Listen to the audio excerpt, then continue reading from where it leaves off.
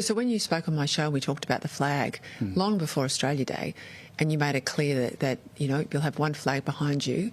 If you lead the nation, it'll be the nation's flag. It's the flag behind you now. I might add, at the request of your office. I mean, you fed income about this. Did the reaction surprise you? No, because the haters will hate, and there's always that element. But I think the stance we took last year, calling out Woolworths for its bad behaviour, and I think the national pride that's built up since then, I think the position on The Voice, where Australians thought, thank God, like I thought I was the only person who thought this was crazy. Do you think that gave them licence to speak their mind? I do. Yeah. I think it lifted a cloak and allowed them to be seen again and to be heard again. I think the Prime Minister thinks about local community as, sort of the local hipsters in his electorate and people who he's trying to stop from becoming Green voters. And I think he's completely and utterly disconnected with people in the suburbs. And that's why I say I think the modern Liberal Party is the party of the worker. The modern Labor Party is the party of the inner city trendy. And that has created them all sorts of problems. It's reflected in their policy on mining, their policy in relation to salmon farming in Tasmania, their policy in relation to anti-Semitism. The sheep export industry in WA has been blown up because of the desire to please a Green voter on the East Coast. And I just think we live in the greatest country in the world. Let's stand up for it. Let's be proud of our history and admit the mistakes like any nation of our history, but not be defined by it. And I just think there is a collective sigh of relief. And the number of people who have come up to me to say, thanks for what you said in relation to the flag. We have a lot of respect for the Indigenous flag and the Torres Strait Islander flag, but it is not our national flag. And I think, well, why would we be ashamed of that? Why wouldn't we embrace it? And anyway, I think it's worth fighting for, worth standing up for, and it's a debate I'm happy to have with the Prime Minister any day.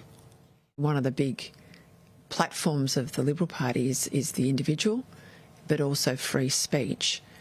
Has that been under siege? Do you feel that's been under siege in recent years?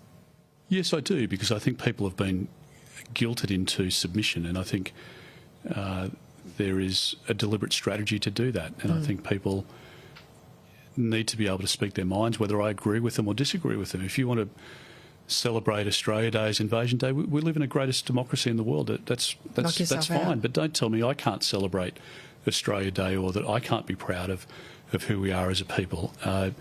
And it cuts both ways, and it can't just be that the left can dominate. I mean, you speak to university students and kids who can't, even if they disagree vehemently with the question that's being posed, can't submit that as their thesis or as their assignment because they know that they'll fail. And on university campuses, the hypocrisy at schools and in workplaces where people are being told a particular version of history or how they should think. And again, I just think people now are starting to push back more and more on that. And I think I think it's healthy. Some areas where people will want pushback, I know, your daughter's a swimmer. I used to row at uni. But if I'd had to compete with biological men, I wouldn't have got a look in.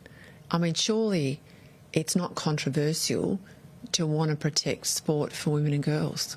No, it's not. And again, I think it's one of those debates that we have to be honest in. And it's not about discriminating against anyone, including young girls. And young girls want to be able to compete on a fair basis. And I think that is a perfectly reasonable position to hold. I think I just don't believe in discriminating against anyone. Not on the basis of anything, and for young girls not to be able to achieve their Olympic dream, their pathway to a World Cup, or to be displaced from a team because somebody has physiological advantage over them. I just don't think that is that's not in the spirit of sport.